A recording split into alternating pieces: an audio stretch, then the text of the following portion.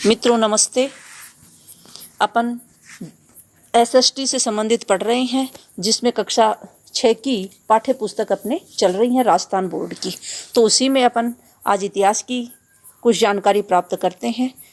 तो देखो इसमें महाजनपद, इससे पहले अपन ने जनपद पढ़े थे। पहले राजा हुए जिन्हें जनता के द्वारा चुना जाता था। फिर राजा जो है विभिन्न यज्ञ करके और यज्ञ के द्वारा प्रतिष्ठित राजा बन गए, और वे राजा जो हैं वो किसके प्रतिनिधि हो गए? जनपद के प्रतिनिधि हो गए। और वही उन्हीं राजाओं, उन्हीं जनपदों में से कुछ जो हैं शक्तिशाली बन गए और वो महाजनपद कहलाने लगे। तो देखो आज महाजनपदों के विषय में अपन पढ़ेंगे। 2500 वर्ष पहले, 2500 साल पहले कुछ जनपद अधिक शक्तिशाली हो गए, जिन्हें महाजनपद कहा जाने लगा। तो जनपदों से ही महाजनपदों का विकास हुआ है। महाजनपद 16 थे। कब? 2500 साल पहले। और ये किस ग्रंथ के अनुसार? बौद्ध ग्रंथ अंगुत्तर निकाय के अनुसार। तो उस समय कितने जनपद थे? 16 जनपद थे।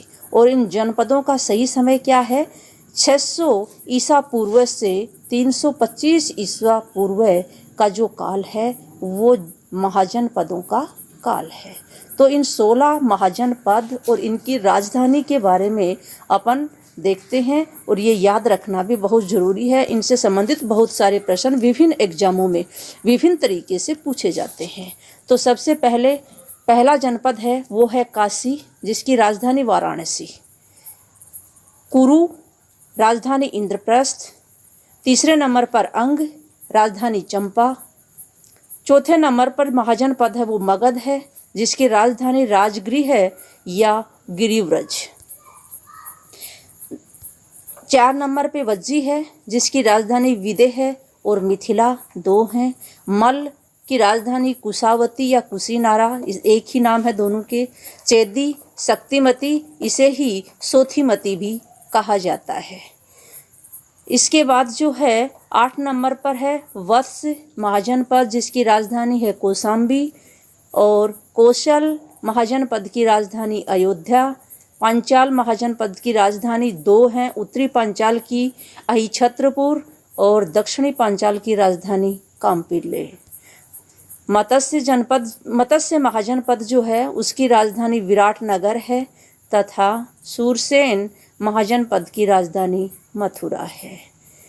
इसके बाद जो अस्मक महाजनपद है इसकी राजधानी पोतन, इसे पाटेली भी कहते हैं। अवनति की राजधानी 2 हैं, उत्तरी अवनति की उज्जैनी और दक्षिणी अवनति की राजधानी महिष्मती। 15वां जो महाजनपद है उसकी जो वो है गांधार, जिसकी राजधानी है तक्षशिला। और अंतिम महाजनपद कंबोज है, जिसकी राजधानी है राजपुर, इसे हाटक भी कहा जाता है।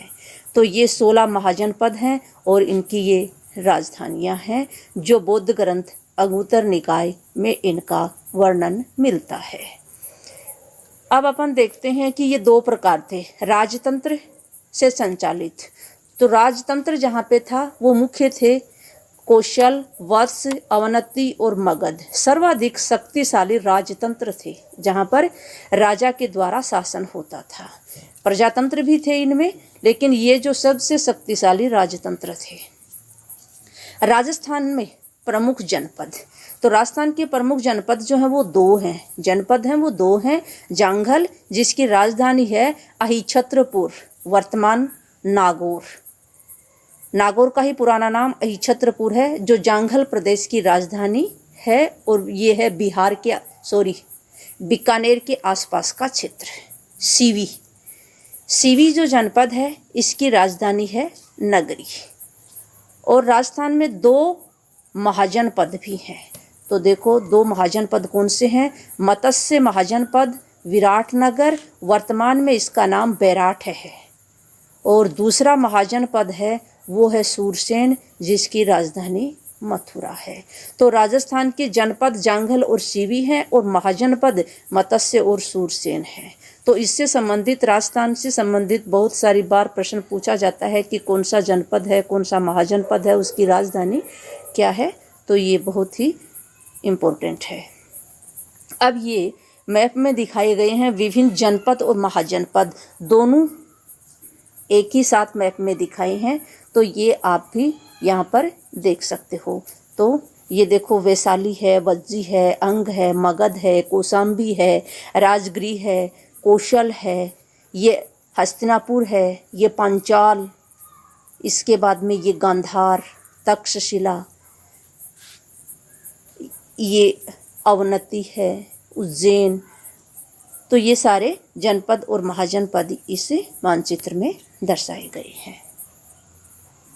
अब आगे देखो, ये जो महाजनपद थे, इनमें राजा जो थे अपनी विशाल सेनाएं रखने लगे, बड़े बड़े दुर्ग बनाने लगे, इसलिए बहुत अधिक खर्चा बढ़ गया।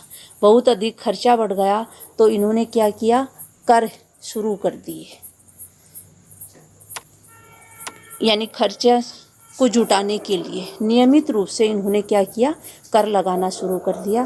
तो कर इन्होंने अपने जनता पर सभी प्रकार के कर लगाए, जिनमें देखो सबसे प्रमुख जो है वो कर है कृषि से।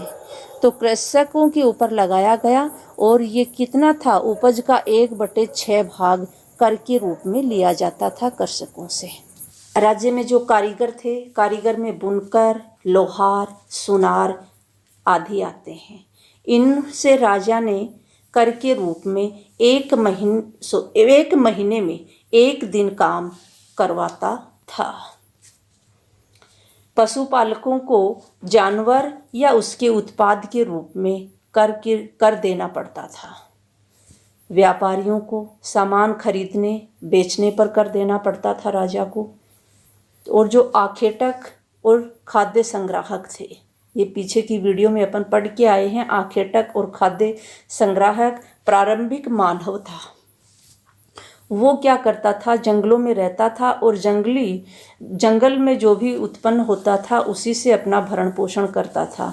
तो इसे कर के रूप में जंगलों से जो प्राप्त होने वाली वस्तुएं थी उन्हें देना पड़ता था। इस समय कृषि में परिवर्तन आए। कौन से समय? महाजनपदों के काल में 2500 वर्ष पहले जो कृषि में परिवर्तन आए वो 2 परिवर्तन मुख्य थे। जो पहला परिवर्तन था वो था हल्के फाल अब लोहे के बनने लगे। इससे पहले हल्के फाल जो थे वो काठ के थे और काठ के होने के कारण हल जो है वो गहराई तक नहीं जोता जाता था। अब लोहे के बनने के कारण भूमि में हल गहराई तक जोता जाने लगा, जिससे कृषि में उत्पादन बढ़ा। दूसरा जो परिवर्तन आया कृषि में वो था लोगों ने खेती में बीज छिड़ककर धान उपजाने के बजाय धान की पौध तैयार कर उनका रोपण शुरू किया। इससे पहले धान की जो खेती की जाती थी वो बीज छिड़क दिए जाते थे, जिससे उपज कम होती थी। सारे बीज जो है वो उगते भी नहीं थे, अंकुरित नहीं होते थे। तो इस समय क्या हुआ, धान की पौध तैयार करके और फिर कृषि की जाने लगी। इन सब परिवर्तनों का परिणाम ये हुआ कि पैदावार में अत्यधिक वृद्धि हुई। तो जनपद के विषय में पढ़ा, इसके बाद में अपन ने महाजनपदों के विषय में पढ़ा और इसके बाद में अपन ने पढ़ा राजा के द्वारा लगाए जाने वाले कर और महाजनपदों में जो कृषि में परिवर्तन आए मुख्य वो। तो दोनों परिवर्तन आपको ध्यान में रखना है, यानी अपने को पूछा जा सकता है कि महाजनपदों के समय कृषि में कौन से परिवर्तन हुए। तो जो विकल्प इन दोनों में होगा वो अपना सही होगा। तो दोस्तों, आप इन सब के बारे में समझे होंगे। धन्यवाद। आज इतना ही।